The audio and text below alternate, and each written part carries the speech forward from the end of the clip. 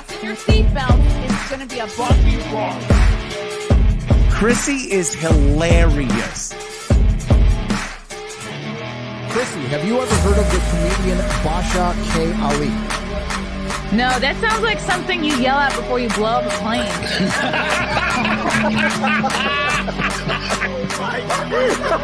Basha K. Ali! 30 seconds remaining. But you know what's good to say? I dabbled in stand-up for something. I haven't been disrespectful to you at all. I was very confused by the title, Everything Everywhere All at Once, because that's also what we call it when Ash takes off his shirt.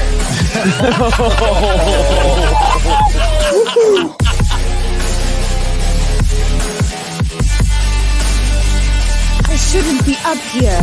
I should be in school on the other side of the ocean. Hello. Welcome to another episode of the Chrissie Mayr podcast. We're on iTunes, YouTube, SoundCloud, even Spotify, Rumble, Rockfin, all of the places. Thank you so much for tuning in this evening. I don't know what's going on with my lights. It looks brighter than usual, but we're going to figure it out. Before I bring on my fabulous, gorgeous, talented, very fabulous guest. I said fabulous twice. I know. I have a couple of comedy dates to promote this weekend. I'll be headlining in Minnesota this Saturday.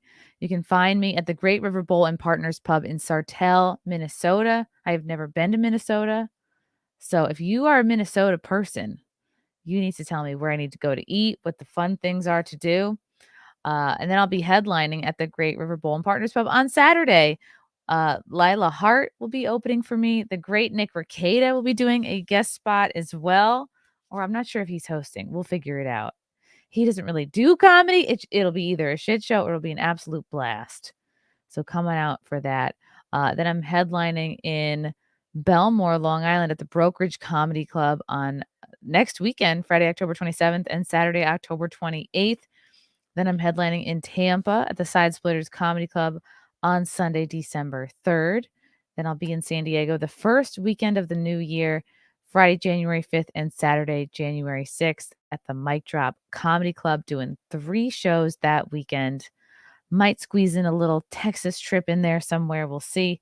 For tickets, go to ChrissieMayr.com. Please and thank you. And if you're not subscribed already, subscribe. The camera's moving by itself. I have to shift? Okay. This is weird. It was set. It was fine. And then I think I just stepped out of the room and everything changed. I don't know. We're trying to fix it. Okay. Our guest today, which has been recommended so many times. So many of you have been screaming her name from the rooftops. Please get her on. Please get her on. So she's here with us tonight. I am a big fan of hers. She is fighting for the femme in feminism. She describes herself as a progressive, moderate, radical in all the right places. Ooh, I love how that sounds. She's a content creator. She's a sassy brunette. She's all the things. Welcome to the show, NotsoErudite. Yay! Hi, thanks for having me. I appreciate it. I love the headset with the microphone. It's like very Madonna. Yeah, Very Madonna. I'm moving and traveling. This isn't my typical. It's a little bit more rustic than I typically go for, but it is what it is. It is what it is, and it's like, yeah, every once in a while you gotta you're in between places, and then before anyone goes, wow, NotsoErudite is streaming from the DMV. No, she's moving. She's in between. Yeah. She's in a transient mode. It's good to see you. I was watching a video right before we went live. It was you were kind of doing a takedown of women who are in the sort of self-improvement space, and I found it hysterical because and Brittany Venti was commenting on it as well, and I go, oh my god, like I was kind of unfortunately, embarrassingly obsessed with the self-help sphere for many years, and I would, in particular, God, I mean, this woman named Mama Gina, Gabrielle Bernstein. There were a few others where I would like buy their books. They would have a seminar. Like there was, they'd have a seminar at like the Javits Center or something, Yeah. and it was like, oh, you can join our magical goddess women's group, and it's this whole, like, maybe you're there for an hour, and it's all just being hyped up to sell you what is ultimately, I think, either it was $2,000 or like a $5,000 series of classes that you go, and then Classes, yeah. you learn how to be in your goddess energy. And I noticed with this woman that you were picking apart, a lot of the same words get used over and over, like standing in your truth, being in your goddess energy. And I was like, what? Why are women in particular like so? And like women and men are both vulnerable to different types of things. Like our strengths and our weaknesses are sometimes like a double-edged sword. But I'm like, why are women so kind of like uniquely vulnerable to these types of like self-help scams? And I can't remember the name of the woman that you were. She was, I think, Indian. She was selling like what a $40,000 program that she was like, but Yeah. Yeah, I also her name is not coming to mind, but yeah, it's I mean that's a crazy. There's tons of these women out there. I think she's like one of the worst as far as pricing and stuff like that. Wizard Liz is a really common one as well. She doesn't sell courses. She just sells like notebooks and journals and stuff like that. So she's a little less cringe. okay. Why do you think women are uniquely susceptible to falling for this? Because they seem to just target women, whereas like these the ones Andrew- do. Yeah. Yeah, I don't think a lot of men would be watching Wizard Liz and being like, gosh, I just want to get my divine feminine energy. I don't know though if self-help is uniquely appealing to women. I just think kind of pseudo spiritual enlightenment figures sell to different demographics. And so men have things that appeal to them and women have things that appeal to them. They're very different. And I don't know if I would say it's obvious to me that women are more susceptible inherently, although there is some evidence that women are like more religious broadly. So maybe it's that piece. There's a lot of spiritual elements that specifically these like feminine guru types pull in. That's very unique. And women on average tend to be more religious. So maybe there might be some kind of correlate there, but honestly, I couldn't even begin to speculate about what specifically is attracting women distinctly to this. I Men think seem 'cause to I be don't attracted think to other things. I don't think you've ever been. Have you ever been like into the self-help? Like, were you actually like seriously ever consuming it? No, because you have your shit together and like you're a strong person. That's not true. But yeah, On I'm the not surface, the divine femme stuff. I think it attracts women because I think about like what drew me to it. It's a lot of positivity. It's nice words. It makes you feel good. It's like it boosts your self-esteem, and then you either leave the seminar or you finish the video or whatever, and then you don't have to do shit. Like I don't think any of these I don't think many of these women, they're not following up with you to see how your life is going. Well, maybe this woman selling these classes is, but I think many of these women, they're not like, hey, so did you leave the guy who's hitting you? Or hey, did you like go for the job that you really want? Or like, hey, are you actually taking steps to leave the job you hate to do what you really want? Just don't mess with that anymore. I feel like the self-help stuff sounds good in the moment, and then you can just totally ignore it until you get depressed again. There's no accountability, and it's not actually practical. It just like sounds good and feels good, which I think for I mean, and men like this too. We all like to feel good. It's much harder to take action and change your behaviors. But I found my Yeah, life got so much better when I focused away from when I just dropped self-help and I actually just was like, "Hey, I'm going to do 10 open mics this week. I'm going to reach out to 10 bookers of comedy shows this week." Like, yeah. Yeah, it's too bad actually because there's self-help kind of gets categorized as like this one thing. And coming from an academic background, psychology people shit on self-help. They hate it. They hate self-help books. And it's tragic because there are some self-help books that are actually really good. And then there's a lot of shit. And it's also complex because a lot of self-helps will be hyper specific to the individual. And so it'll be like the story of this woman being like, this is how I became like a girl boss queen. And it's like, that's great if my personality is similar to you and my drives are similar, but if they're not, the different steps you implemented are pretty tailored to you as an individual. So there are some really good self-help stuff. I'm not wholly opposed to self-help. Like there is evidence that affirmations work. There is evidence for some elements that are included in a lot of these common self-help exercise and like whatnot. The problem is that when it gets kind of like, when it sounds like the person you're listening to like ran up to a Protestant street preacher, beat him up, and then like shuffled through his pockets for a bunch of isms and then threw new age words on those instead. That to me is like, that's where you start getting into sussy land, where it's like the pseudo spiritual self-helpy stuff that Oprah Winfrey was really into. That just, yeah, that it's very Super Soul snake oily. Sundays. Yes, exactly. It is tricky because you are better to give advice if you know the person, you know their patterns, you know their foibles. But then again, it's like you don't necessarily want to unload on a friend, on a family member, because it's like I've been in situations where a family member has like treated me like a therapist, and that it's just like every time I talk to them, it's like all about them, and it's not about like our relationship. It's just I listen and I feel like I hear a nugget of something and then I ask questions, and it's can be exhausting if that's not really your profession. Yeah, and then therapists are ethically told never to give advice, so they're like made people qualified, can't do Really? it. Oh Yeah. gosh. And I only really went to maybe 2 therapists, but they never go, okay, you're cut off or you're cured, or there's no like you throw your graduation hat up in the air. There's no like, okay, you've got to the end of therapy, like go enjoy your life. Unless like I only dropped my therapist because we got into a fight over the pandemic.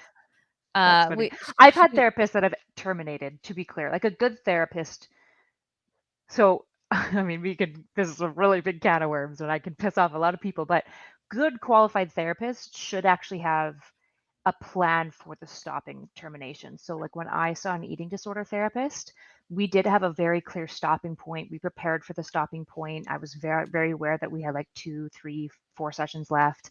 Wow. And then we terminated really like naturally, and it was fantastic. And that's the ideal therapy situation. So Wow. good therapists should actually be terminating by and large, depending on the type. Like if you're somebody with like borderline or something that needs kind of like chronic updated therapy, then there might not be a termination date. But for a lot of disorders, there should be a point where they go, I honestly think that we've worked through kind of everything I can help you with Wow. at this point. Yeah. I want to make a joke about an eating disorder, but I don't Go like off, queen. like Do stopping it. point. Like, what is the sign? Like, okay, this week we're gonna go for 1 sandwich, and then next week, She's like, oh, you had 3 juice boxes, awesome. I Yeah, it was wish more like I anxiety and wish I thoughts, had but an yeah, eating disorder. Like, I really could have used an eating disorder in college, yeah, when I was like 150 pounds.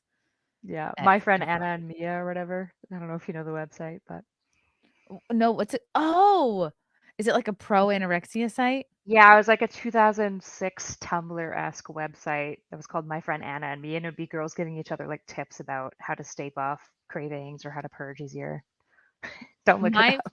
favorite, I It's wonder if this is toxic. on the website. My mom was on every diet known to man. My favorite of which was called the balls diet, where she taped ball bearings to the back of her ears to hit a pressure point wherever she was hungry. She would just rub the balls. It's like I don't know if it's a Chinese thing or what, Chinese diet, but she would just, if she get hungry, she just rubs the balls till the hunger goes away, and then she has a cup of yogurt, and that was her diet. I bet you it was the cup of yogurt that helped tide her over, but yeah. Right, but Yeah. she was eating very, very little. Yeah. K-Max, as a beautiful woman now, wait a second. As beautiful women now, what about growing up, Chrissie and Kyla? Were you popular with boys growing up or late bloomers? I figure late bloomers can relate better to the manosphere. Mm. Ooh. Let me think. Okay, there's Just for both. popular and then there's popular with boys. I would say I was in the middle, popular, like in terms of like high school. I was not a loser, but I was not in the cool group. I went to my prom. I was invited into a limo, because these are all in my mind like marks of where you're at socially in high school. I got along with the weird art kids because I kind of was a weird art kids, but I was also in sports. But um, but I definitely wasn't like a hot high school girl, so I wasn't in that cool, soccer playing, bagel eating, Snapple drinking, cool like Long Island cool girl group. Snapple drink. Oh, you were not shit in high school. And again, like, yeah, if you rolled up with a squished peanut butter and jelly, like yours truly, it just showed where you were and like basically how much your parents made. And then the rich kids would show up with their like beautifully wrapped in a white paper deli, a beautiful like big deli sandwich. And then like they would just fucking pop the back of that Snapple bottle and like almost look at you like, you fucking poor. Like, this is how I interpreted the lunch. Like, just Yep. popping that bottle. And I just was like, what? Must be nice. It must be nice to have a lunch that wasn't squished in your backpack for 4 hours. Wow. I might have issues still. I was gonna say, it sounds like some trauma's coming up for you. And I didn't realize I had so much lunch trauma. But, it is because I grew up feeling kind of poor. So I get triggered by that shit. But with boys, I was kind of a prude in high school. Really just hand jobs and that's it, because I was afraid to get AIDS, which is what they told you would happen if you did anything. Is hand jobs in high school what the prude? If being a prude means hand jobs in high school, then I was a fucking nun. So different high schools, maybe Canada's different or something. Oh, you grew up in Canada? Yeah, I'm from Canada. Oh, that's cool. I was pressured to do much more, but I would bargain them down to a hand job. Like, And look, not if an anything's getting AIDS, it's just my Yeah, hand, okay? look, I'm gonna give you a hand job, but you're not gonna like it. I'm not gonna like it. There's no That's so skill. funny. What about you? Were you cool? I was super popular in junior high. High school, not as much. I didn't really properly hit puberty until like 21, and I didn't What, really. 21? Yeah, I had a cyst on my ovary that like delayed my puberty like crazy. Oh my God, that's like OG hormone blockers. Yeah. I was trans before it was cool. Oh my gosh. Yeah, so then the cyst got removed, and I had breasts the next day, which was awesome. But yeah, in The high school, next I was day, just you woke up. yeah, the very next day. But yeah, high school, I mean, I was in the popular group. I've always had like boys like me, like a couple, but I wouldn't say I actually became attractive until. Honestly, I think my husband really helped with that. He's got a very Oh, good sense of fashion. I didn't really invent really? eyebrows until like 5 years ago, so that really upgraded the game. Your So husband yeah, said you need eyebrows? he was like, "Have you ever tried an eyebrow pencil?" And I was like, "No." He's like, "You should." And I was like, "Okay." And then I tried it, and I was like, "Oh my gosh, I'm immediately like way more attractive. Yeah, I don't look like a gremlin all the time." my friend Keanu says the eyebrows are the nipples of the face. They It are. They're it so just important. yeah, and I don't have eyebrow pencil on today, and I just feel like I'm not really putting in 100%. Yeah. Yeah, I showed my mom eyebrow game recently, and she's really excited. She's It's a been loving game her brow changer. pencil. It is. It actually is. So yeah, my glow up was more recent. I went to like a 10-year high school reunion, and nobody recognized me. That's the Um, best. and everyone thought I was super hot. So that was great. It was great to like meet my high school bullies and be like, "Hey, you're balding," and I'm Yeah. attractive now. Pew, pew, pew. Yeah. That is the only reason why I log on to Facebook anymore, to see just how fat all the cool kids have gotten. Oh, Yes. well, guess what? Guess Yeah, you should you maybe peaked in yeah. high school. Yeah, you Fuck should have you. switched to Diet Snapple, I guess, because Yeah. now look at you. Yeah, should have had a smaller PB and J instead of your deli sandwiches. Yeah, you should have been in the squished sandwich crew. That is so funny. Wow. Okay. So because I remember too, all my friends got their, sorry if this is gross, chat. All my friends got their periods before me. And and I will never forget this. I had a friend at the time named Alexandra, and she's like, Chrissy, we're going to make you wear a pad tomorrow so you can know what we're going through. Like, they period shamed me. They wanted me to just wear a pad all day in school. That's weird. And I was like, yo, That's fucked up. And that's why we don't talk anymore. Ron Martin Hale, ladies, let's invite Erudite on the Jack Show, exposing her to fun, interesting, free-thinking circles of the internet. Oh, like this is not that, Ron? Cheers. Damn. Oh, back cash grab. Love the Jack Show. So how did you get to be a YouTube person? I'm always very interested in everyone's journey. Yeah, mine is kind of weird. COVID, I was doing a mental health initiative for Alberta, for the government of Alberta. So I was leading a program that was all online. So I was basically taking my research from undergrad, and then it was a treatment protocol. And then I did it like 13 more times for different mental health disorders, and did a couple of other resources. And my social media manager quit. And so we weren't really sure. It was only a year-long program. So I didn't really want to hire somebody for like 5 months left. So I kind of just took over the role and was playing around with TikTok.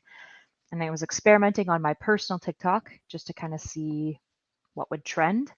And unfortunately, the only things that trended is when I was like swearing and getting upset. So that didn't work for the channel itself, for their TikTok at least. But I just started kind of after work and stuff. I would just like make some TikToks. I was bored. There was nothing to do. It was COVID. So I just started doing stuff. And then my husband's like, have you heard of this streamer named Destiny? And I was like, no, I've never heard of Destiny. And he's like, you should email him to see if you can talk to him. And he's like, also, here's this video of him talking to a counselor. And I like watched it. And I was like, that counselor's like pretty dumb. He said like a lot of incorrect shit. And he's like, you should talk to him about that. And I was like, I'm sure this guy would never, like, he's like a famous YouTuber. So I emailed him assuming nothing would come of it. And then we like chatted. I was on a couple panels, and then basically 3 days after I started streaming on Twitch, because I was told I could make money there instantly, I had like 200 viewers, and kind of went That's from there. amazing. So And then plateaued, and then never grew again. So your husband put you onto Eyebrows and Destiny.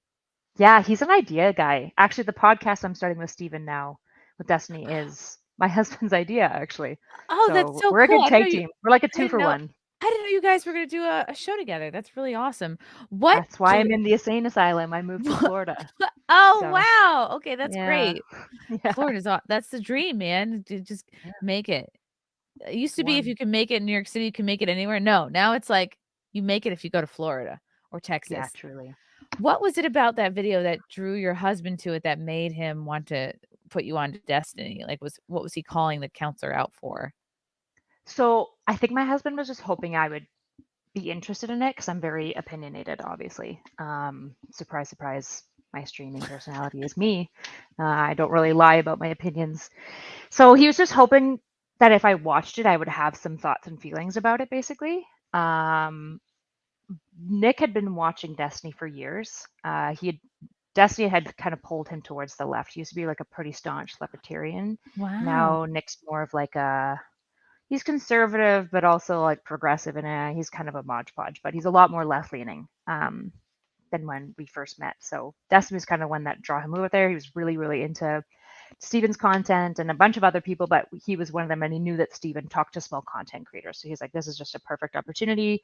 You're educated, you have interesting opinions that he might want to listen to. You should just try talking to him. And I guess the rest is history. It's kind of crazy. That is pretty crazy. That's what I love about Destiny is he's not afraid to debate, and he will give he'll go on smaller creators channels. I think I've had him on Simcast once. I should do a one-on-one with him. And he was at this Minds Festival that I hosted the summer of 22. And I remember, I think Tim Pool said like he's one of the few people from the left that actually will come on his show and talk. And so I really respect that about him. And he argues his points. I just think he's super interesting. And then there's a lot of people that just like love to hate him, but he's interesting nonetheless. So what is your guys' new show going to be about?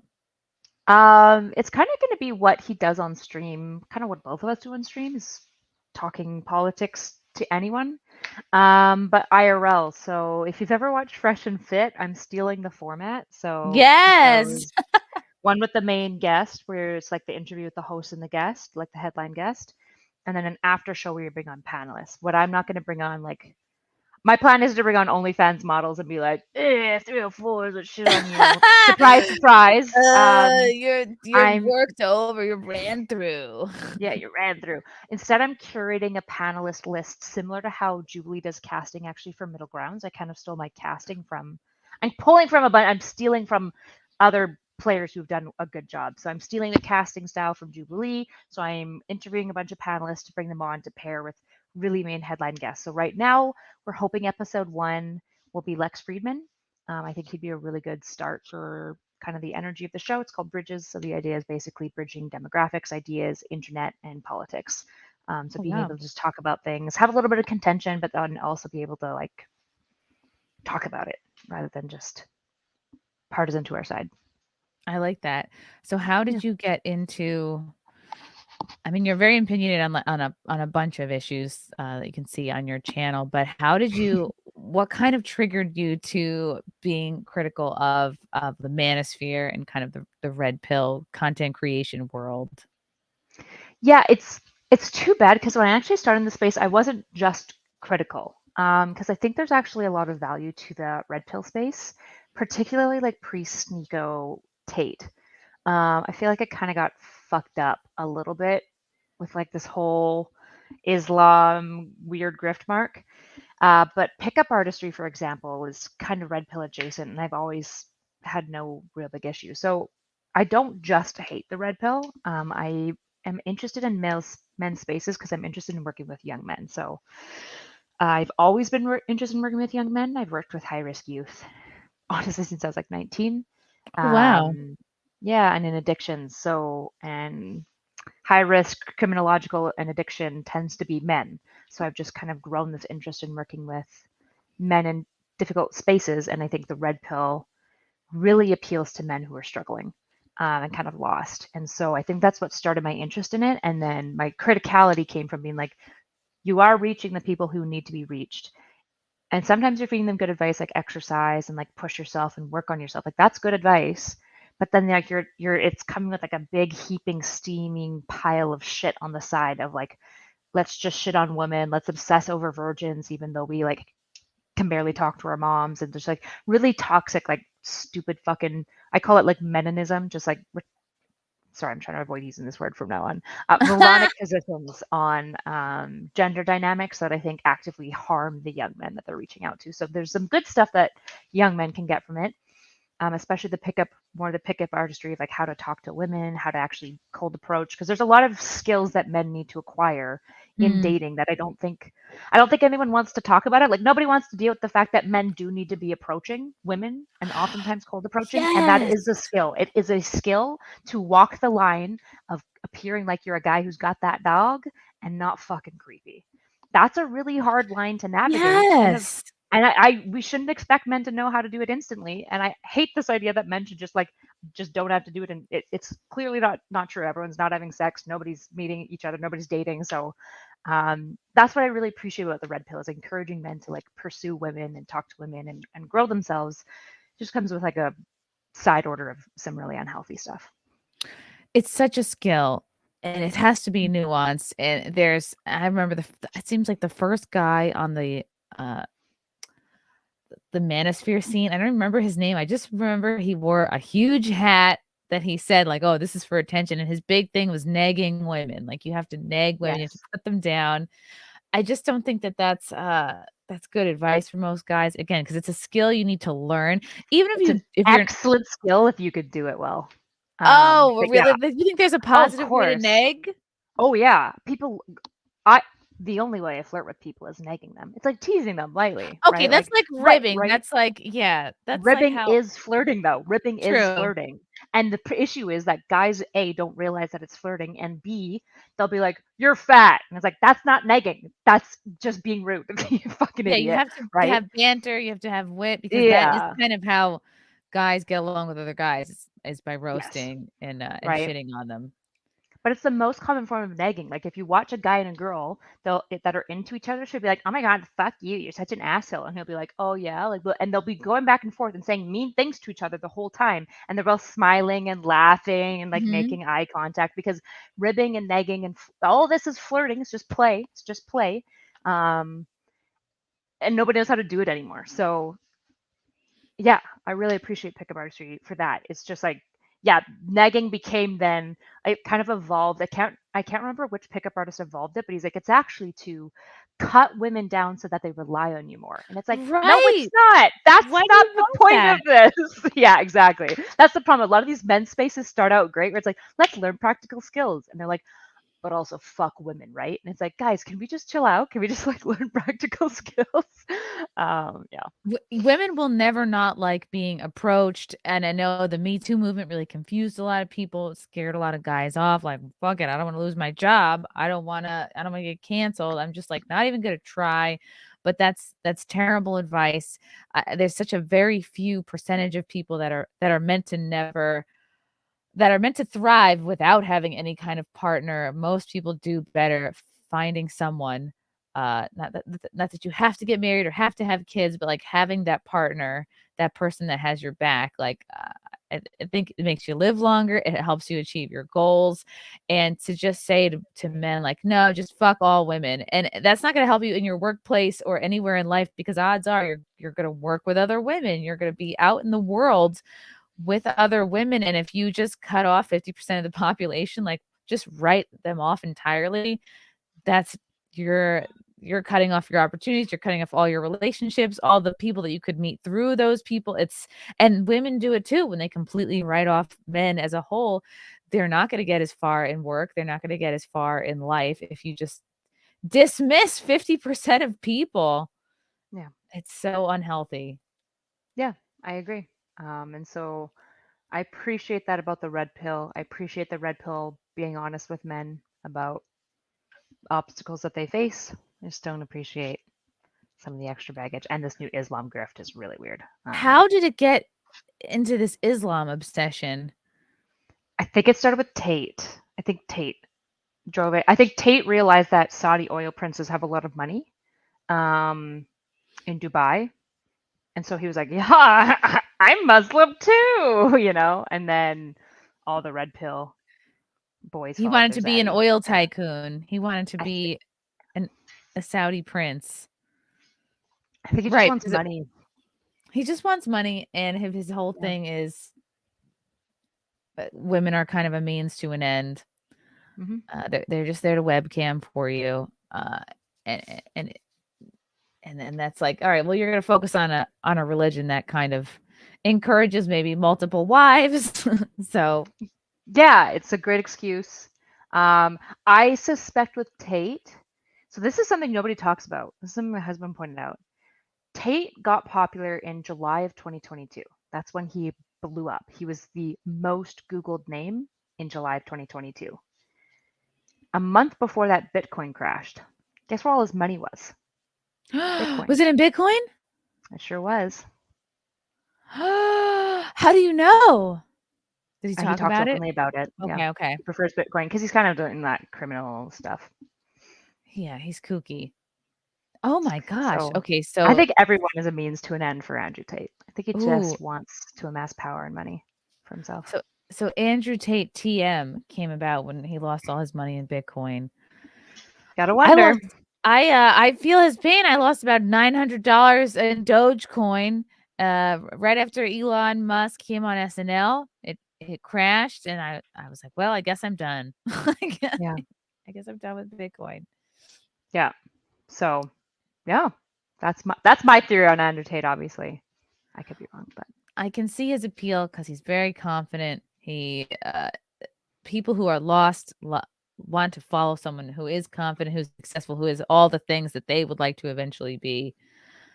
But ultimately, I think so many of these people are just like out for themselves, and it's so funny when the grift is so obvious, like selling a $30,000 self-help class. And I loved the way you pointed out, because I was watching this woman and I was like, wait a minute, that mirror is really cheap. Like I was like, not that I'm fancy at all, but I've been in rich people's homes a couple of times, and I was like, yeah, her home is like not a wealthy person's home, and that's a shade, but it's like, you know, when you're in a fancy person's house, you're like, damn, everything is just, it's like a museum, high quality. Yep. Yeah. And she had like a tacky like live, love, laugh thing going on in her background. And I was like, oh shit, that's such a perfectly like female thing to point out. Where guys are like, Yeah. huh? What do you mean? Just because there's a big letter M in the background means that she doesn't make any money. Yeah. Okay, K-Max says, is a fundamental problem that too many guys come off as boring. I think if you have a boring job, you are not passionate about it, makes you boring. Your main advice would be to get an interesting hobby. So many people's jobs are boring. So many people are doing something they're good at and not something they love because it's just a job sometimes. But could a boring job make you boring? No. I would hope that with anybody, they're more than just their day job. Particularly if you hate your day job, yeah, your outside relationships and interests should be what's fulfilling you. Yeah, I mean, I think I always like girls. I say this for about women. I think it's true about everyone. Women only care about how you make them feel. Do they feel safe? Do they feel appreciated? Do they feel sexy? Do they feel comfortable? That's what they're going to care about, and special. That's what they care about. I don't know if boring is the issue. It's some combination of not meeting them kind of at the emotional point that they need. I think like the fuck boys, for example, hit a couple of these things. Oh, And boring is tertiary to what they're hitting on. Fuckboys are exciting, but there's something else that's going on there that I think is like drawing women towards them. Fuckboys are really good at making women feel fucking sexy, special, appreciated. It feels exciting. It's not yeah, because like an accountant's boring. A it's fuckboy like could be an accountant. fuck boys make you feel like it's the end of the world and they have to fuck you before it's all over. And I wonder, I think what I'm reading in here, K-Max, is like some guys think, oh, like, oh, yeah, women go for the bad boy, or am I not exciting? And it's like, yeah, it's not about being excited. Finding the things you're passionate about in life just inherently makes you more interesting. Just finding the topics you can go off on, or yeah, an interest at any level of mastery in any area is what makes you interesting, I think. Mm-hmm. And it makes you interesting for yourself. I'm not explaining it well. Competence. You're talking about competence, right? Competence. Yeah. Like if you're an accountant and you're a really good piano guy, girls are gonna be into you. You ever seen like this quiet, shy, awkward guy who's like ripping on a piano, and girls are like, I want "Hi, to suck your my dick. name's Ashley," and he's like, he's got like no charisma or anything. Competence is really, really attractive, rather than just being boring or whatever. Yeah. Yeah. Feelings, huh? Just feeling good, feeling safe. That's That's true. all That is people what care people about. that and guys go, why do women fall for the fuck boys? It's because, yes, they want to fuck. Why do you fall for the 304s? Because they want to Right. fuck. They make you feel special. They make you feel like your dick's is the difference between saving a Yeah. human species or not. That's why. They make you feel like you have the most important dick in the world. Yeah. Do you see the pendulum swinging back and away from kind of MGTOW? And the most upsetting trend I see, and I mention this all the time, is like the go get a vasectomy thing, which I don't think is reversible all the time. And it just seems like you're slapping God in the face and you're cutting off your life force. I just feel like there are easier ways to not get someone pregnant. It's pretty extreme, for sure. It also feels like a lot of people will think that they can get a vasectomy and then will not wear condoms with casual sex. And Because you can still get STIs STDs. are still problems. So it's a little concerning to me for that. I mean, the whole idea is don't get baby trapped, right? They're like worried about getting baby trapped. I don't know. It just like just wear a condom. Just wear a condom, bro. Just learn how to put it on, learn how to fit it. And everyone's like, but it's not 100% effective. Okay, but like a vasectomy, really? I mean, you can obviously do whatever you want. It's your body, but it seems like an extreme response. Yeah, that's like I'm gonna cut my tits off because well shit. I mean, there are a lot of trans people who are actually have just suffered abuse and they don't realize that they need therapy for the abuse, not to like hack off body parts, which is really the saddest part about the whole social contagion of transness, but we're jumping all over. That's a deep topic. Can of worms. It's a Is can of that worms. the can of worms you want to open? So many cans of worms. Which one to open? Okay, yeah, that was my question. Do you see the pendulum sort of swinging back? And if not, what would it take? From kind of like the The Overton left that's MGTOW, occurred? yeah. Or, Oh, sorry, the pendulum for the manosphere itself. for the manosphere itself, and for men that kind of need that help, they need a role model. What would I mean, does it take just better role models, better like influencers, or does it take enough men being like, okay, I've tried the manosphere thing and I'm not happy with this either, so I have to try something else? There does seem to be an aging out. A lot of guys tend to get out of the manosphere by like 25, 26 for the most part. Oh wow, that's still the pretty much young.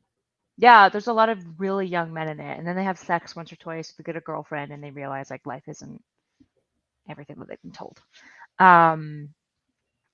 So I don't know. I see like the manosphere as it's and the femosphere fears. They've always existed. They'll always exist. There's always young people looking for masculine and feminine role models to try to figure it out.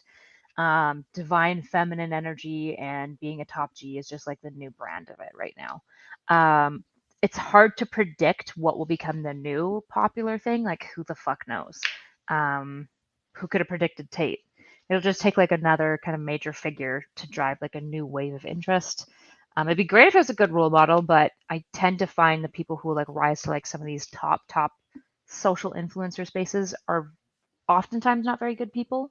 So it's hard to combine like really good person and a good role model and appeals to a really large base and doesn't get completely destroyed by the left and become vitriolic. So like Jordan Peterson was kind of falling into that really well, but like he had a coma, he seems to have a brain injury, and now he's like he's just, if you watch his 2018 stuff to now, it's a very different individual. So Has it really changed that much? Yes. A lot of people don't believe me, but I went back. He used to use transgender pronouns pretty regularly on most shows. He used to be much more nuanced in his takes, much more cautious in the way that he spoke. And now he's a lot more partisan. He's a lot like kind of quicker to jump to conclusions. And I don't feel like he's always updating his psych knowledge as much as he was in the past. He seems to like keep repeating studies that now have like failed to replicate, or authors have come out and been like, actually, that's not precisely like how it should be interpreted. So, wow. yeah. Okay, I'll have to look back at, because I listened to his long form interviews on the Daily Wire. I think they're pretty interesting. I mean, they're great for a long car ride if you've had coffee and there's no risk of falling asleep, for sure. Yeah. He just I mean, he's a interviewed. brilliant man. He is brilliant. He just interviewed the woman who wrote the Laptop from Hell book, and my favorite takeaway was that Hunter had sex with his brother's widow. So obviously his brother Bo died. He fucked the widow, videotaped it, put it on Pornhub, and posted it as like horny widow. That like blew me away. And just learning about how much like Hunter hated Bo, and that like Joe doesn't really like him. He was never the favorite. And I'm like, oh, all of this is just acting out. Like, who brings 3 waterlogged laptops the week after his dad announces he's going to run for president? I'm like, this is all so obviously self-sabotage to me. And it made me kind of feel a little bit bad for Hunter. And I'm like, if your son's an addict, why would you give him all of the money and all of the cocaine and like a big job? It's just, I don't know why I'm laughing, but I'm just like, this guy's fucked.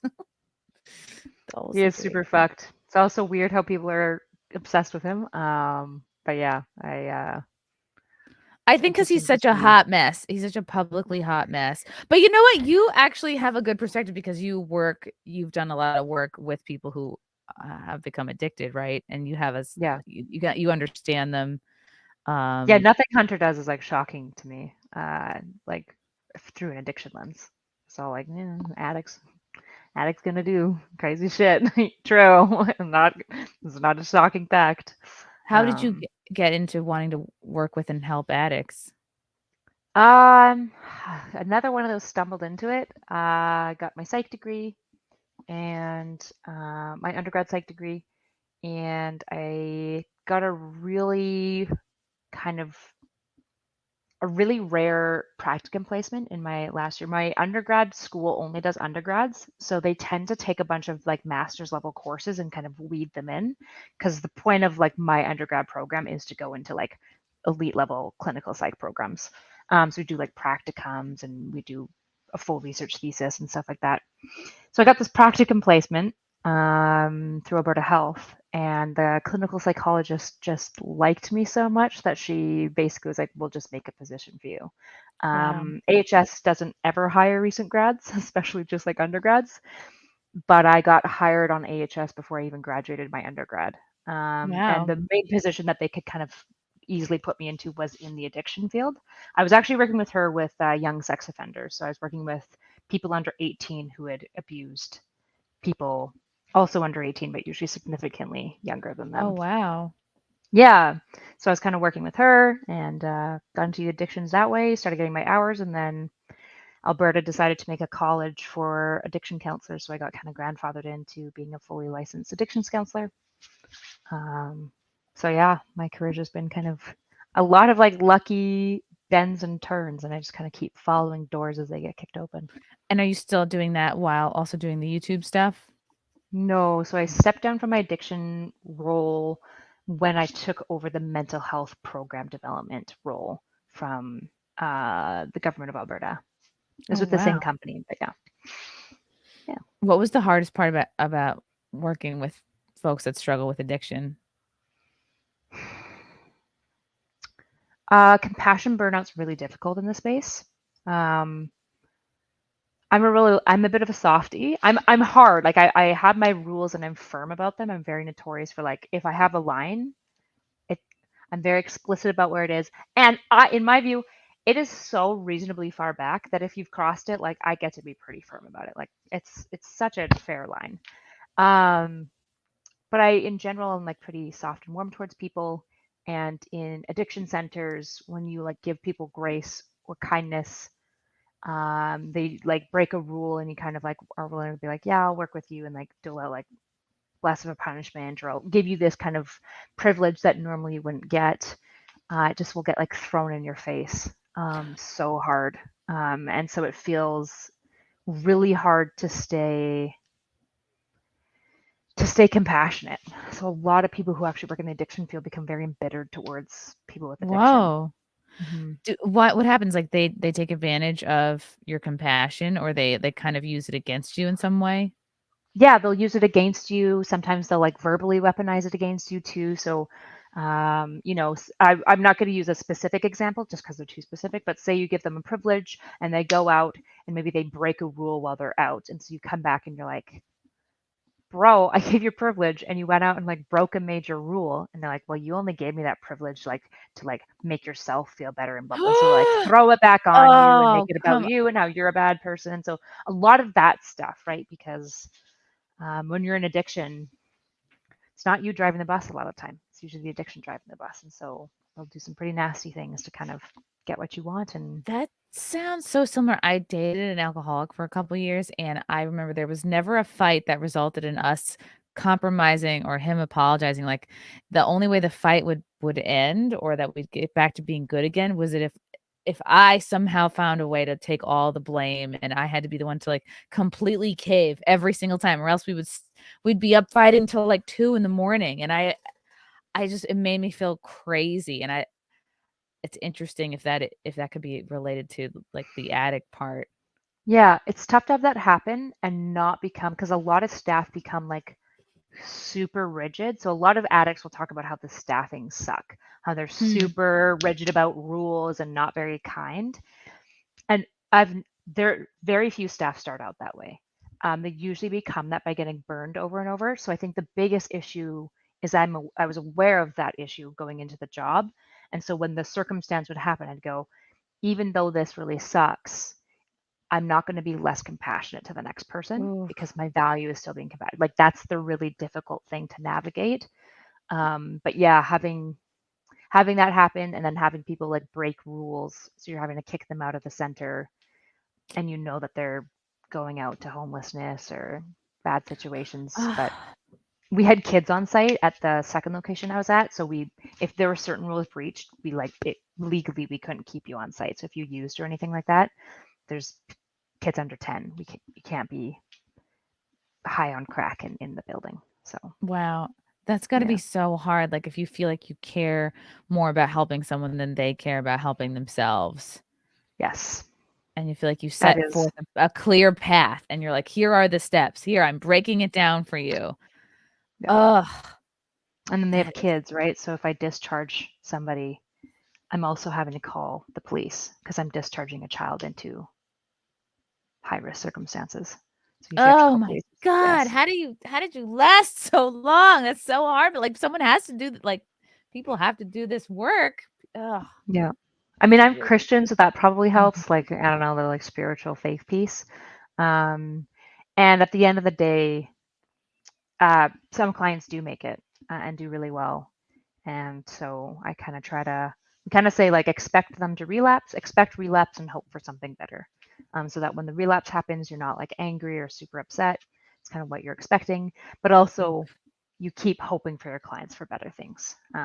That's the main orientation. It's a world that unless you're in it, nobody gets it. Wow. Yeah, It's it's a really like heavy. gritty, tough world. Yeah. So I Oh hate my listening to people talk about it Oh unless they no, know. and here I am. True. No, not you. I mean, like people being like, yeah, like far left people talking about it, for example, or far right. Drives me crazy. Let's see. We got Row House, the ultimate stream where Erudite showed her toughness was with a man named President Sunday. In general, are you both able to tolerate a man screaming at you on stream, or does it legit bother you? Ooh, That's a good question. that's a really good question. I would say no because my dad yelled at me a lot growing up, and I really, and it sounds like so weak to admit this, but I really do have a trigger for like yelling just in general. And especially, like, being yelled at, like, you feel like you're about to get hit again, so it's just like, I just really can't take a certain volume, and I think it hasn't happened much, but I was on a stream once with Andrew Branca, who's a YouTube lawyer. He got so drunk, and I'm a comedian, I was kind of just roasting him gently, and he just out of nowhere was like, "You're gonna die alone, you're not married, you never have kids, you're over the all the talking points, right? Like, you got no eggs, you're ripped, all the things." And I'm like, "Dude, like, we just met, like, you don't know anything about me." Yeah, So that's that pissed awful. me off. Fair enough. That's pretty upsetting. And it's like there's a way to bring these things up, and it's like, sure, like, get to know me and then judge me for my genuine life mistakes, sure, but don't just, like, guess out of the gate just based on, like, what I look like or whatever. Yeah. So do you find that this space like kind of emotionally tries you, or only in certain circumstances? Well, I just won't go on a stream if he's there. I mean, that's just one person, like, I think that's pretty lucky, though. I think stand-up comedy has, really toughened me up as a Yeah, I person imagine. because it's like, I've been doing it 13 years now, and it's like, it gets you just real comfortable with putting yourself out there and rejection and, helping you develop a work ethic, and also sports does that too. You get very comfortable with failing and working and basically, like, sucking it up and suck it up, work harder. Oh, you didn't win? Okay. You have a shot to do it again. Hmm. I would be such a different person if it weren't for competitive sports and stand-up comedy. But you need something in your life that's going to, like, really familiarize you with rejection, Yeah. or else you're not gonna grow. But not too many people are screaming at me on streams, so I guess I'm I'm pretty Maybe that's lucky. more of a me thing. Oh, no, does that happen to you a lot? I mean, it's not like I don't invite it. I think I do upset people sometimes. I'm not always very nice. I'm very spicy sometimes. So definitely get yelled at, but I also yell at people. So I don't I need to yell at people more is what I'm learning now. know. I don't know if I'm a role model for that. I'm still toying if maybe I should go back. When I started out the space, I was really calm always. Like I just kind of put like a bit of my like counselor like emotional distant hat on, where I would like observe the situation rather than react. And then I was like, that's kind of like condescending to do, because you're kind of like putting yourself like outside of the space and just watching everyone and deciding. I don't know. It felt weird. It felt like I wasn't being authentic maybe with people. So then I just started being like more real about how I was feeling. And it seems like that has really upset people in a different way. So I'm thinking about maybe moving back towards like I'll just stay like Boundaries. stoic all the time. But yeah, I mean, it definitely, certain things bother me. Not very often. The Sunday stuff really bothered me, but um, mostly having people like lie about you and spread a narrative that other people Oh, believe is really mindfucky. I mean, to this day, people still like constantly try to basically say I don't have credentials or education, which is annoying because I don't even like lean on them that hard. Yeah, so like these narratives about you get spread. People still try to say that I was a faith healer because the addiction center, one of the ones I worked at, is Christian based. Um, that's not legal. Not we were well, fully accredited through what does a Canada. faith healer do? I think they think what I was doing was like praying Oh, the addiction away, but I literally developed their addiction and neurology course. Like I it was a fully licensed. Go find a nonprofit that does addiction work that isn't religious in to some degree. true. Salvation Army, Hope Mission, like they all have these like religious, but they still have to. They're still required to hire educated individuals. You can't. Oh, wow. It drives me crazy. But still, people will like try to like spread that around and stuff. And so I try not to let it bother me too much. But yeah, when lies are spreading, it bothers me. And then you Obviously. don't want to be the kind of person who's constantly like, I went to this school, I went to this program, I worked here It's because weird. now you're bragging about it. So, Exactly. Yeah. oh yes, Ethan Ralph yelled at me. Yeah, that was at some point. It was this year. He was like kind of a buddy. But I think this is also a person that had brain damage, and I think he came onto the stream wanting a fight, and he yelled at me because I made a joke. I think I made a joke about his mom being dead, but I'm like, dude, my mom is dead too. Like, you can't pretend I have no empathy for your dead mom. Like, we literally Yeah. texted about uh and I was trying to explain. I was like, I feel like your feelings are still hurt. Like, I really tried to like walk through with him his thinking and get to a place where we were cool. He just refused Mm. to meet me on that level. And I was like, well, fucking fine. Go then. Go be mad. Yeah. JB05, thanks for the super chat. Did you see the X post? We're not calling it X, okay? It's Twitter. By call to activism about a guy talking to an 18-year-old girl at Starbucks. Staff offered to intervene if she felt unsafe. She was fine. Lots of mixed opinion on it. I did see that. Why? 18? You're an adult. They basically said, like, take off the lid on this drink if you feel uncomfortable. And she never did. She felt fine.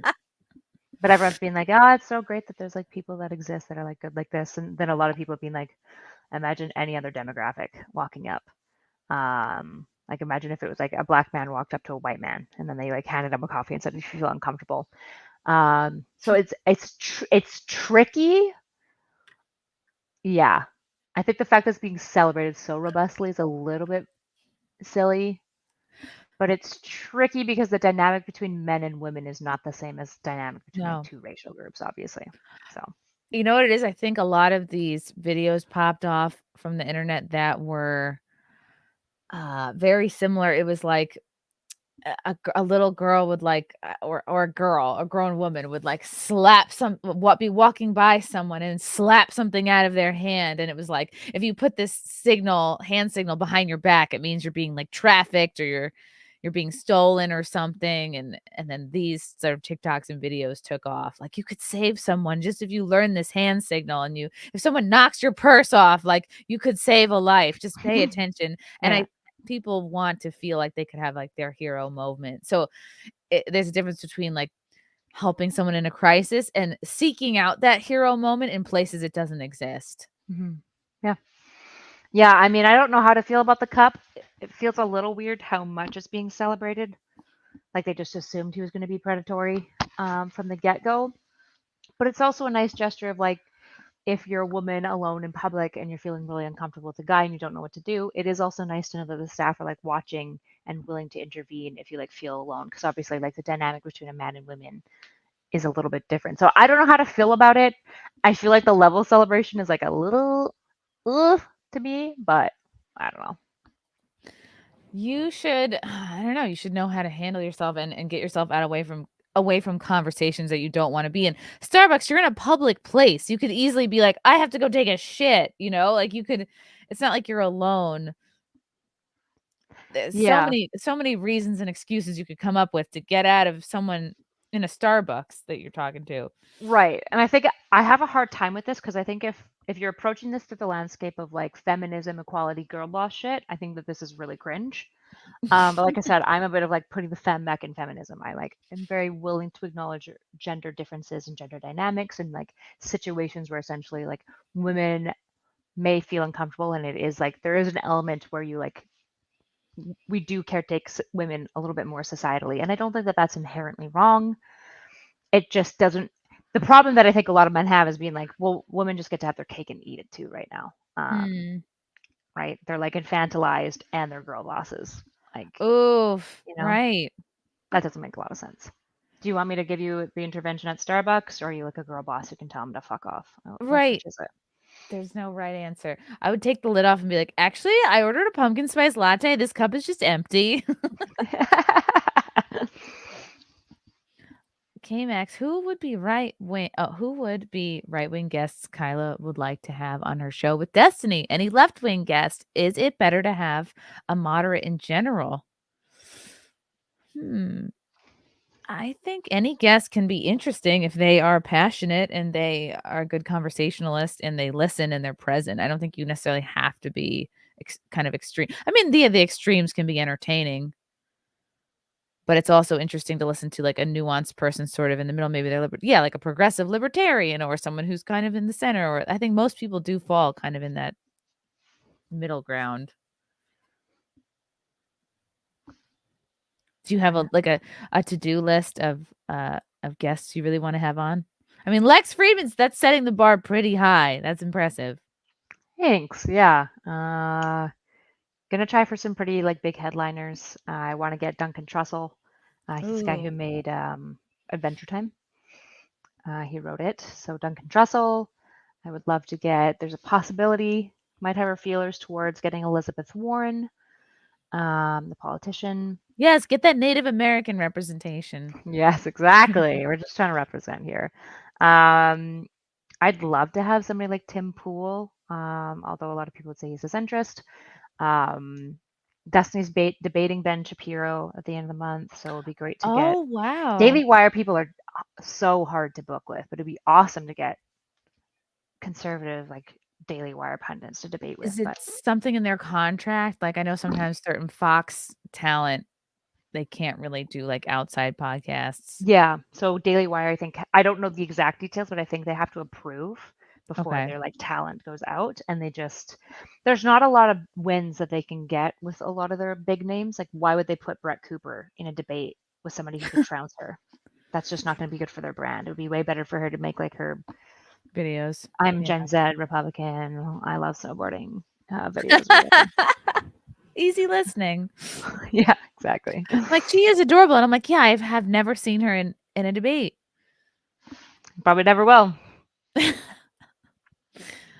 I would hate to have to debate somebody. Well, maybe I could. I just don't think of it as fun. That's fair. It's like my favorite. I love debating. Yes. Okay. That's why you're your shit though. You have your degrees. You've been to school. Well, here's what I'm realizing, getting into more foreign politics. A lot of this stuff can be debated with a pretty good tertiary understanding of what's going on. There's some like nuance that you can miss, and it's always good to talk to greater experts on any topic. But a lot of times it comes back down to the basics of like, what are our morals? What are our philosophies? Like, what do we value here? And that's kind of like fundamental shit. It's a lot of like basic rudimentary logic of like, what are your values and how do you be consistent about them? So yeah, I think anyone could debate. I don't think you need to be an expert. You don't have to be a master debater, but all right. I'm going to kill myself now for that joke. I mean, they approved Candace Knowles on the whatever podcast. That's true. They Candace did. and Michael Knowles both did Yep. whatever. Right before her documentary dropped, she's been doing like her tour. And then Oh, Knowles was doing some other social media stuff. So they tend to do a lot of stuff, and they really like the Whatever podcast for some reason. It seems like the Whatever has gotten a lot of Daily Wire talent. I think they're getting somebody because else soon too. it gets So insane views. it does get insane views, but it's interesting that the Daily Wire has selected Whatever as their. It's very interesting. They didn't select Fresh and Fit. They selected the Ooh. whitewash version of it, which is always interesting. It's a little more sanitized, Because I guess. think, yes, they're not going to have an intellectual equal to Candace Owens on that show. They have OnlyFans girls that go to the University of Santa Barbara on. They're like, she's going to be able to completely run the show how she wants and not be challenged on anything. I think probably similarly to Michael Knowles. It's like Yeah. I mean, a little league game. my friend Pixie actually got to go on against Candace, and definitely tried to give her good pushback. The issue is Candace kind of directed it and just like picked one of the OnlyFans girls and just kept being Yeah, like, she basically hosted it. Like yeah. the guy who normally hosts it was like, yeah. Yeah. So maybe that's why they like it so much, that maybe Brian will kind of step back, whereas Myron, that's funny. Myron might have like a bit more of a hand on the moderation and stuff. That's true. They're Yeah. both interesting shows for sure. Which of your videos or opinions have you gotten the most pushback on? Oh gosh, a lot. All of them? A lot of feminists don't like me. There was something that popped off. Oh, I was talking about teaching women basically assertiveness classes. And a lot of women were Ooh. really upset that I was like very staunchly being like, if you oppose teaching women assertiveness classes, I think I said something like, if you oppose women taking assertiveness classes, you just want them to get raped. I was a little spicy about it, but I mean, it's kind of true. I don't know why you would ever oppose it.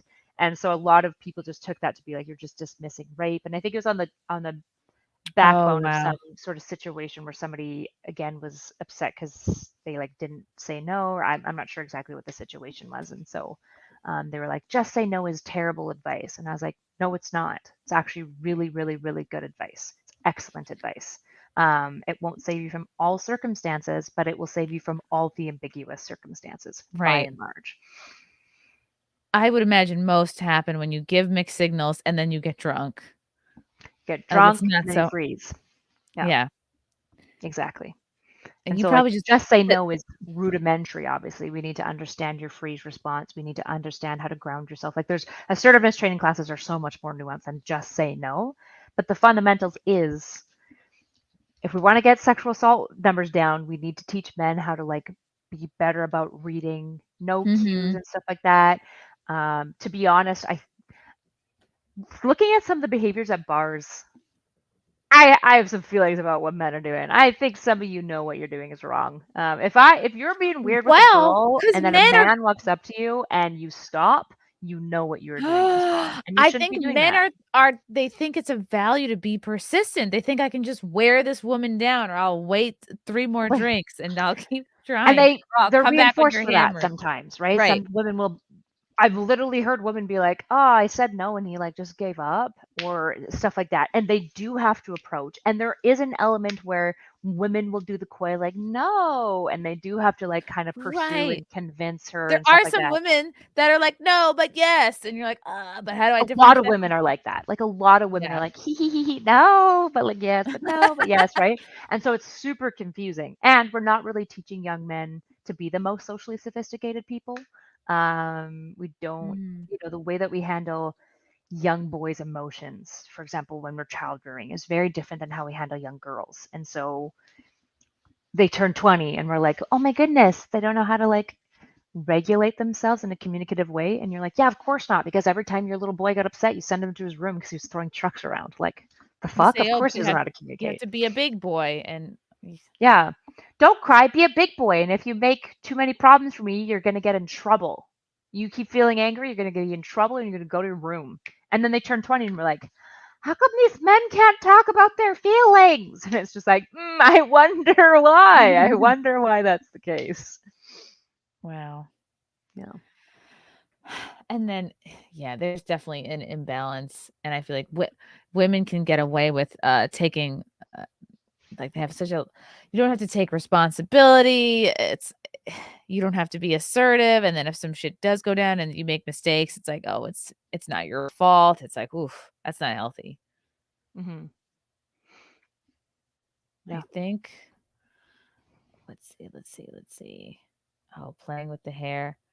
The red pill said was a female flirtation or dangling a shoe. Sometimes. Dangling a shoe. If you're on a date with someone and you dangle a shoe, like a high heel off the end of your foot, that's like a flirtation mood. Probably, I guess. It's like, I feel comfortable exposing my foot to you. Or also, Okay. like, it's body language too, and it's like it's things you do unconsciously, like exposing your wrists, like it's how you have your arms too, and it's like something if it's like it is like a subconscious thing. If you expose like your wrists or the underside of your arms, or like definitely touching your hair. Of course, like there's so many body language cues too that we do unconsciously to show interest. And I think that women they feel like they have to be polite. They don't want to upset anyone. They don't want to hurt anybody's feelings. Yep. So they're sort of like politely keep talking, and some men interpret that as like, oh, she likes me still. She's flirting back. She's And down. smiling. Yeah, absolutely. This is why we need assertiveness training, because it feels like the feminist kind of, and when I say feminist, I mean like pop feminist, because I am a feminist, obviously. It feels like the pop feminist response for women is like, just fuck politeness. And I'm just like, hey, if you're worried about like an escalatory situation with a man, probably the main way that you could escalate a situation with a man is if he's like, hey baby, can I buy you a drink? And you're like, fuck you, fuck off, weirdo. It's like, why? There's a million other ways to be assertive in that situation and say no without being a fucking asshole. It feels like the like counter for this is like, hey women, the way girls, we've been socialized to be so nice and agreeable. So now fuck politeness. We're just going to be rude. It's like, okay, men are still people. Like, Yeah. what? Also, What the fuck? if you're at a bar, you are in a sense like, okay, you're letting the world know that you You're are open to be approached. That you're you're at a in a fucking bar. You're environment that is outside. pro Yeah. approach. Right. Absolutely. And so you're still allowed to say no, and you should Right. when you're not interested. It's just there's really nice ways to do that, of being like, hey, I super appreciate that. I always have guys who offer to buy me drinks. I always say no. I'm married, right? So for me, Right. it's always going to be a no. I always just say no to the buying the drink. Most guys realize that that's a cue. Like nothing's Right. going to happen between us.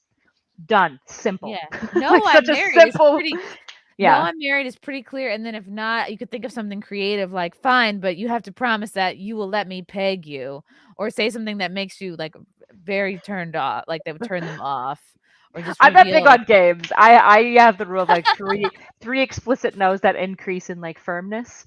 But yeah, that's how I work. But I'm like somewhat socially autistic. I'm very I for would direct like communication. just make jokes, and then they'd be like, oh, she likes me. But no, yeah. I think since I've only been married since June, so I haven't really been out at bars. Yeah, no one's really asked to buy me a drink yet. I haven't been able to say, no, I'm married. I I can't don't say wait. no, I'm married. Just by the way, I usually Oh, say no, really? thank you. Yeah, I usually just go no, thank you. And they're like, are you sure? I'm like, yeah, I'm not interested in So drinking that's your tonight. first no. What's your second no? My second no, if they like tried to insist the drink on me, I'd be like, nope, just I don't want a drink. So I'd be like much more like clear about that. If they Okay. I've never had it go past that ever.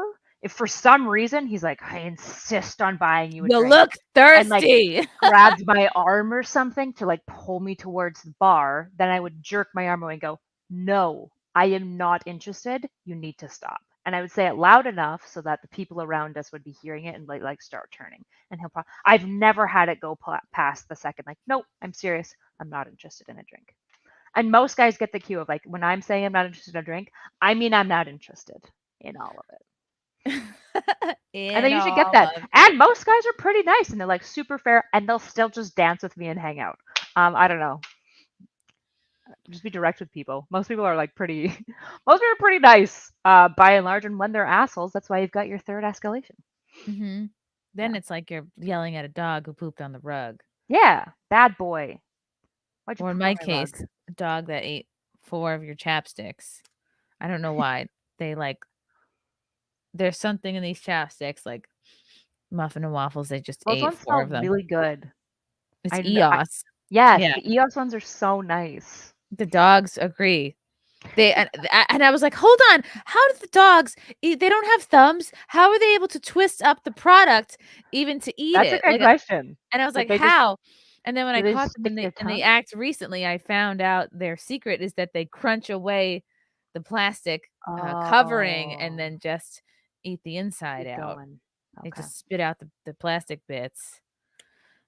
I just didn't want them to get sick. It breaks my heart if they get into my stuff. I'm like, oh God, no. So I have to keep everything zippered and up and away. Yes. Protect the Yeah. puppy. How many dogs do you have? 2. 2. Muffin and waffles. Are they little or big? I love them. 25 and 35 pounds. Okay, little guys. Muffin's 5. Yeah, they're not, I wouldn't categorize them as little. They're like, it's just enough dog, but it's not a Mhm. big dog. Yeah, yeah, yeah. They're not like classic. They're definitely in the category of purse dogs, but they're bigger. Like they wouldn't fit in your purse, but they Right. have They're like a purse backpack dog. dog. They have purse and backpack dog Energy. personalities. Okay. Yeah. Nice. Yeah, I'm like a 80-pound minimum kind of dog person. So You need a big dog. I like the big dog. So I have a Belgian Malinois Shepherd Husky cross. Fancy. Yeah. That's a dog that I feel like could save you if you were freezing to death in a river. Like that dog would She show up with would. beer around her neck and be like, "I got you," or whatever they have on there. That's a Saint Bernard, I think. Yes, I Wait, think that's a Saint Bernard. is it beer I always I never even they keep something and they have a bear. This is maybe this is from cartoons only, but they You show dreamed up it. with a barrel on their neck and it's got beer in it. I always thought that's how dogs saved people. I have to find this out now. Saint Bernard. Lady, I'll save you. Get drunk right now. Let's go. I just realized that this was my childhood interpretation. Yes, do you know why a Saint Bernard carried a barrel around his neck? I must know. I must know. All right, we're taking a turn. We have to discuss this. This is not something I've thought about since I was a kid. Okay. It's gotta be A like barrel whiskey, right? It's gotta be something that heats you up from the inside. a barrel on the neck of a great Saint Bernard has become an iconic image of this dog breed. They were used as mountain guides. Okay. Tell me what's in the barrel. Tell me what's in the barrel. They were rescue dogs. Oh, this is a good boy. Okay, the iconic wooden barrel hung with a leather strap around a Saint Brandy. Bernard's neck contained brandy. I was not too far Warmth. off. That makes Yes, sense. warmth to travelers who were crossing through the snow and gave time for humans to arrive at their destination. I love that. Why don't all dogs carry booze around their neck? It's like a small little like shot of vodka. Yes. Well, yeah, just a little nip of something. It's like one of those like pre-packed Jello shots can go in the Yeah. purse dogs. Yes, a Chihuahua could have a little tequila around their neck. Tequila. An Yeah. Irish setter could have a little Baileys around their neck. Ooh, they'd be branded. Yeah, Nice. brandied. Wow, I learned something today. I've learned a lot of things today. But most importantly, that Saint Bernards love brandy. And it wasn't just beer. Oh, dogs are the best. They really They are just the are. best. Big Okay. fan.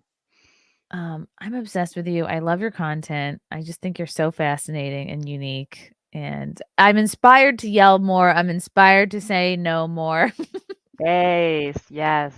I want to teach women that you can be assertive and it's based.